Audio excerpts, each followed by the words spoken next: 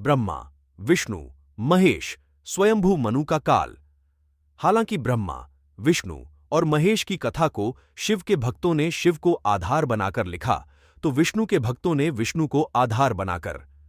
कहा जाता है कि एक बार जब भगवान शिव से जब पूछा गया कि आपके पिता कौन, तो उन्होंने ब्रह्मा का नाम लिया, और फिर पूछा गया कि ब्रह्मा के पिता कौन, तो उन्होंने विष्णु का नाम लिया, और जब उनसे पूछा गया कि विष्णु के पिता कौन, तो उन्होंने कहा कि मैं स्वयं।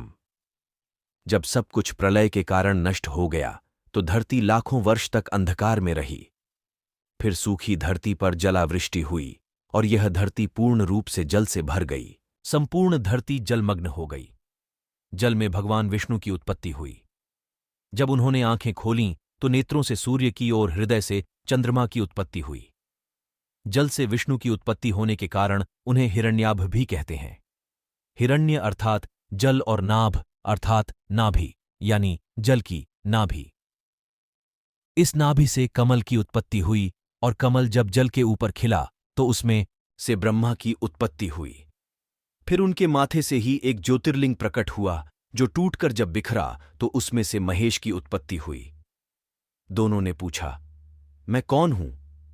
तब विष्णु ने उनको सृष्टि के विस्तार का आदेश दिया। इस काल में एक और जहां जल में एक इंद्रिय और एकरंगी जीवों की उत्पत्ति हुई, वहीं असंख्य पौधों और लताओं की उत्पत्ति होती गई। इसी तरह मेरू पर्वत से जब कुछ जल हटा, तो यही एक इंद्रिय जीव वहां फैलकर तरह तरह के रूप धरने लगे। ये जीवन क्रम विकास के क्रम में शामिल हो गए। ये सब ब्रह्मा की घोर तपस्या और अथक प्रयास से संभव हुआ। तब ब्रह्मा ने एक ऐसे जीव की उत्पत्ति करने की सोची जो अन्य जलचर, थलचर और नभचर जीवों की अपेक्षा हो। यह सोचकर उन्होंने पहले 4 सनत कुमारों को जन्म दिया, लेकिन वे कुछ नहीं कर पाए, और वे चारों भी ब्रह्मा की तरह तपस्या में लीन हो गए। तब ब्रह्मा ने 10 मानस पुत्रों को उत्पन्न किया, वशिष्ठ, कृतु, पुलह, पुलस्त्य, अंगिरा, अत्रि और मरीचि आदि, और उनसे कहा कि आप मानव जीवन की उत्पत्ति करें, उनको शिक्षा दें और परमेश्वर का मार्ग बताएं।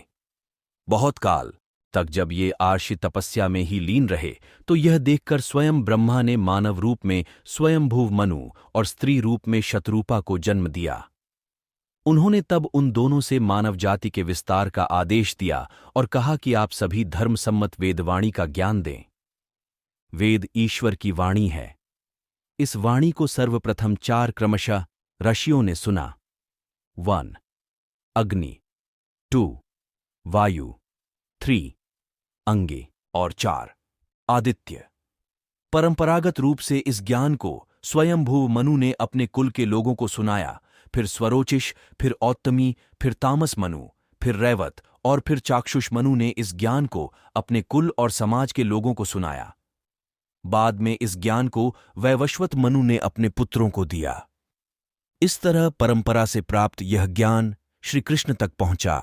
हिंदू धर्म की शुरुआत की कहानी में सबसे पहले ब्रह्मा और उनके पुत्रों की कहानी का अधिक महत्व है, उसके बाद विष्णु और महेश के शिष्यों और भक्तों की कहानी का अधिक महत्व है। महेश ने ब्रह्मा के पुत्र दक्ष की बेटी सती से विवाह किया, और विष्णु ने ब्रह्मा के पुत्र भृगु की बेटी लक्ष्मी से विवाह किया।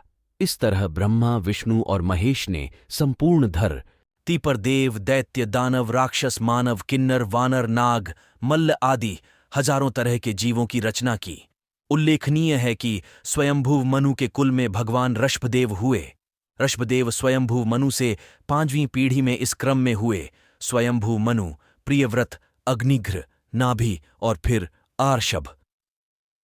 आर्षभदेव ने प्रजा को जीवन के निर्वाह हेतु असी, मसी, कृषि, वाणिज्य, विद्या, शिल्प आदि की शिक्षा दी। इनका नंदा व सुनंदा से विवाह हुआ। इनके भरत व बाहुबली आदि 100 पुत्र हुए। भरत के नाम पर ही इस अनजान भूखंड का नाम भारतवर्ष रखा गया। वीडियो अच्छी लगी हो तो वीडियो को लाइक और चैनल को सब्सक्राइब जरूर करें।